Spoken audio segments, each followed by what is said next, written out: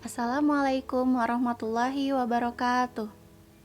Perkenalkan, nama saya Ranti Intan Sahasra Kirana, NPM 54 sebagai moderator pada presentasi kelompok 5 kali ini. Kami akan membahas mengenai korelasi.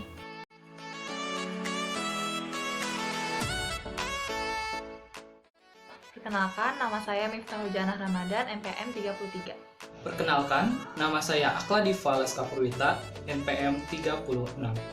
Perkenalkan, nama saya Anita Dawiyanti, NPM 41. Perkenalkan, nama saya Mikel Pinita Hasibuan, NPM 43. Perkenalkan, nama saya Adeline Finda Septiani, NPM 56. Nah, berikut ini adalah materi yang akan disampaikan oleh kelompok kami. Pertama, saya akan menjelaskan mengenai definisi dari korelasi. Apa sih korelasi itu? Korelasi adalah hubungan antara dua variabel, di mana ketika salah satu variabelnya berubah, maka variabel lainnya akan ikut berubah secara bersamaan. Ketika beberapa faktor mempunyai hubungan yang sistematis, maka beberapa faktor tersebut dikatakan berkorelasi. Korelasi sendiri terdiri dari 3 tipe.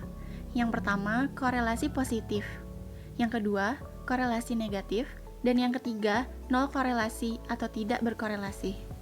Korelasi positif adalah ketika salah satu variabelnya bertambah, maka variabel lain ikut bertambah. Korelasi negatif adalah ketika salah satu variabelnya bertambah, maka variabel lainnya berkurang, atau sebaliknya. Yang ketiga, nol korelasi atau tidak berkorelasi, maka tidak ada hubungan yang sistematis antara kedua variabel. Selanjutnya adalah scatter plot.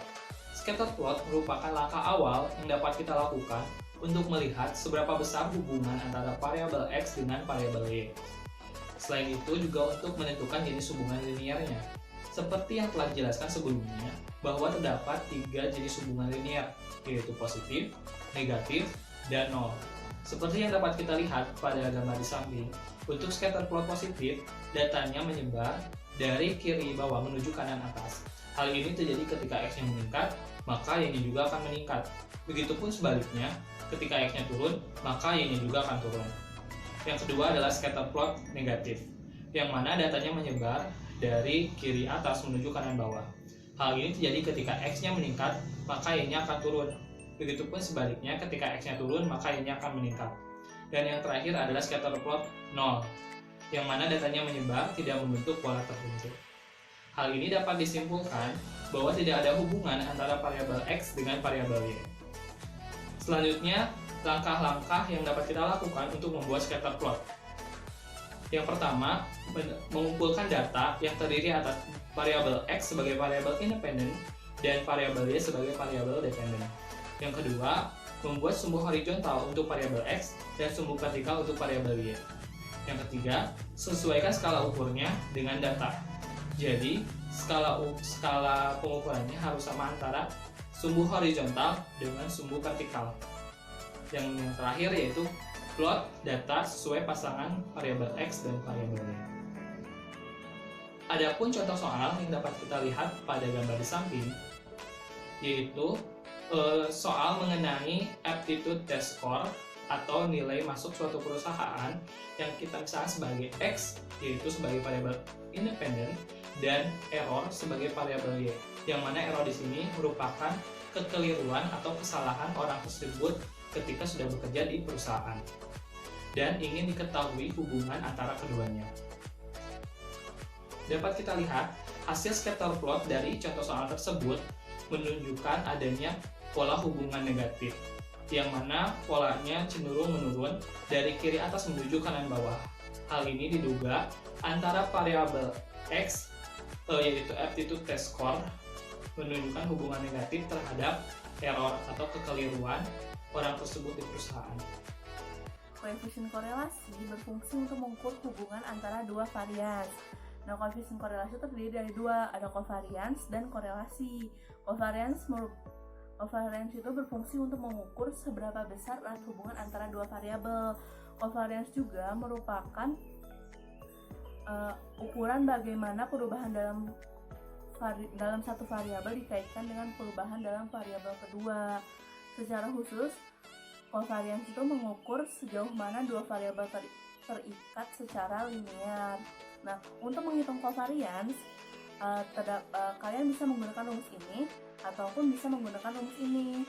Nah, covariance sama korelasi itu sama-sama mengukur berapa besar erat hubungan dua variabel. Tetapi bedanya jika hasil dari covariance itu kita tidak bisa melihat seberapa besar eratnya karena angkanya belum standarisasi. Beda dengan korelasi yang angkanya udah distandarisasi dari min 1 sampai 1. Jadi kita kalau dari korelasi bisa melihat dengan mudah berapa besar erat hubungan. Maka dari itu, untuk mengetahui besar erat hubungan itu, kita tidak hanya menghitung covariance, tetapi ada menghitung perhitungan lebih lanjut, yaitu dengan menghitung korelasi. Gitu. Nah, bisa dilihat dari contoh soal untuk dengan mudah mengaplikasikan gimana sih cara ngitung covariance itu. Bisa dilihat ini pertama, rumus covariance kan sigma S min X bar dikali Y min Y bar dibagi N min 1 kan.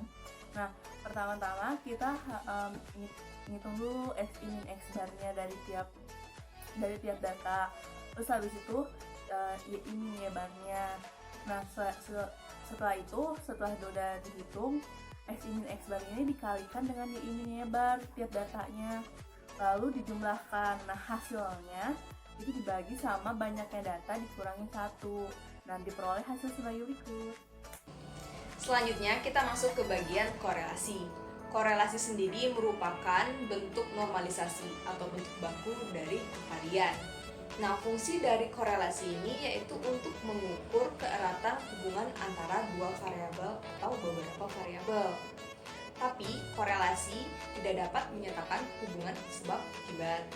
Dari korelasi kita dapat mengetahui arah hubungan antara dua variabel tersebut. Jika korelasi positif, maka dia memiliki hubungan yang searah. Dan jika dia korelasi negatif, dia memiliki hubungan yang berbanding terbalik. Contoh dari korelasi positif yaitu antara tinggi badan dan juga usia. Sedangkan untuk korelasi negatif, contohnya yaitu antara nilai siswa dan juga ketidakhadiran siswa. Dari korelasi, kita juga dapat mengetahui kuat atau lemahnya hubungan antara dua variabel tersebut. Nah, bagaimana kita bisa tahu? Kita dapat mengetahuinya dari nilai korelasi.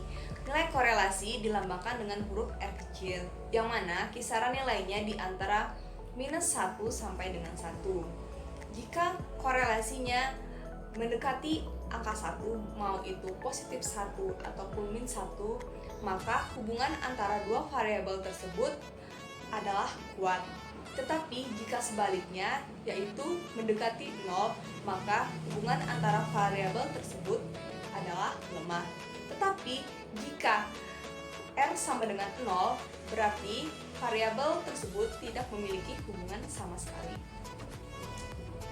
Rumus dari R sendiri atau nilai korelasi yaitu dengan membagi kovarian dengan perkalian antara simpangan baku dari X dan juga simpangan baku dari Y. Agar lebih paham lagi, bisa kita lihat di contoh soal. Bisa dilihat di sebelah saya, koefisien determinasi ini berguna untuk melihat dan memprediksi seberapa besar sih pengaruh dari variabel bebas atau X dalam menjelaskan variasi dari variabel terikat atau Y. Akan tetapi, kelemahan dari koefisien determinasi ini yaitu apabila ditambahkan variabel bebas atau X ke dalam sebuah model, maka akan terjadi bias. Kenapa seperti itu? Karena koefisien determinasi akan naik seiring dengan jumlah variabel bebas yang dimasukkan ke dalam model tersebut. Walaupun variabel itu tidak berpengaruh terhadap variabel terikat atau Y, maka saya menyarankan untuk menggunakan adjust R kuadrat, di mana dia tidak akan bias karena dia akan berubah seiring dengan variabel bebas yang berpengaruh terhadap variabel terikat atau Y. Seperti di sebelah saya dijelaskan bahwa rumus dari koefisien determinasi atau R kuadrat yaitu korelasi kuadrat dikali 100%. bisa dilihat dari contoh soal, yaitu X-nya yaitu aptitude test scores dan Y-nya yaitu errors, dengan memiliki korelasi XY sebesar min 0,956 dan koefisien determinasinya yaitu kuadrat dari korelasi tersebut yaitu sebesar 0,91396, yang artinya yaitu yang memiliki koefisien determinasinya yaitu 91,3936%, yang artinya variabel X atau aptitude test score ini berpengaruh terhadap variabel Y yaitu errors ini sebesar 91,3936%. Selanjutnya kita akan membahas tentang signifikan koefisien korelasi. Untuk apa sih teman-teman kita harus mengetahui signifikan koefisien korelasi? Karena kita harus mengetahui nilai yang telah kita dapatkan apakah berpengaruh secara signifikan atau tidak. Nah, bagaimana sih kita mengetahui apakah nilai tersebut berpengaruh secara signifikan atau tidak? Teman-teman harus mengetahui R-table. Bagaimana sih mencari R-table? Teman-teman harus mengetahui degrees of freedom dengan rumus N-2 dan alpha yang telah teman-teman pilih. Setelah teman-teman mendapatkan nilai R-table, maka teman-teman membandingkan dengan R-hitung yang telah teman-teman dapatkan.